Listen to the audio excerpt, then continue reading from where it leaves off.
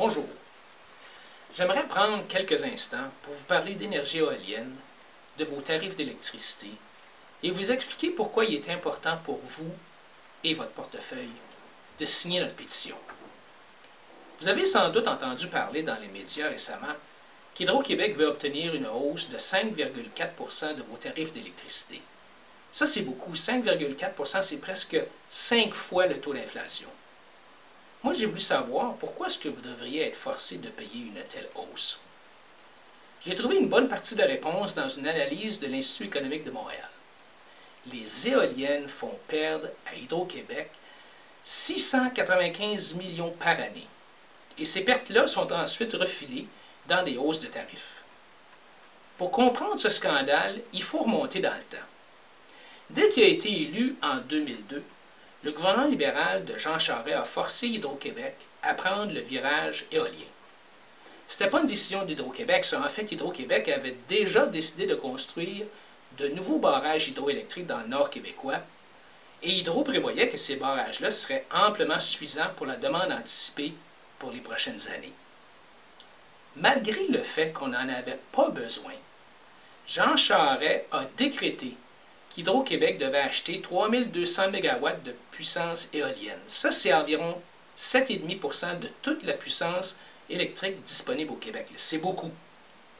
Bon, alors Hydro-Québec, évidemment, a procédé à des appels d'offres, puis elle a signé des contrats pour acheter pendant les 20 prochaines années l'électricité de ceux qui ont construit les parcs d'éoliennes.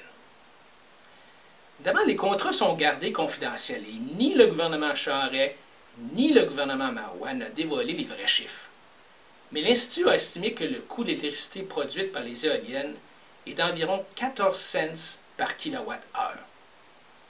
Là où il y a un problème, c'est que le prix moyen de vente de l'électricité au Québec est de 5,8 sous, donc disons 6 sous là, par kilowattheure.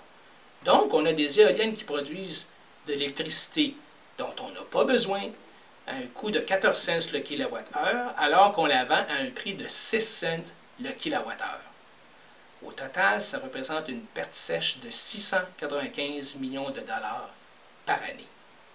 Et c'est pour cette raison-là, en grande partie, qu'Hydro-Québec veut augmenter vos tarifs d'électricité. En fait, la moitié de la hausse demandée, c'est à cause des éoliennes et ça représente 500 $ pour un abonné résidentiel Hydro-Québec moyen sur la durée de vie des éoliennes.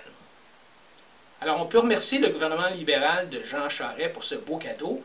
On n'y peut pas grand-chose, on est pris avec les contrats. Hydro-Québec se ferait poursuivre par les producteurs d'éoliennes si elle tentait de les annuler.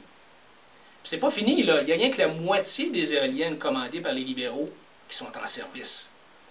Imaginez, là, quand ils vont tous être fonctionnels, la perte va augmenter encore plus, puis évidemment, il va falloir augmenter les tarifs encore plus à l'avenir. Mais voilà que Mme Marois et le gouvernement péquiste en rajoutent.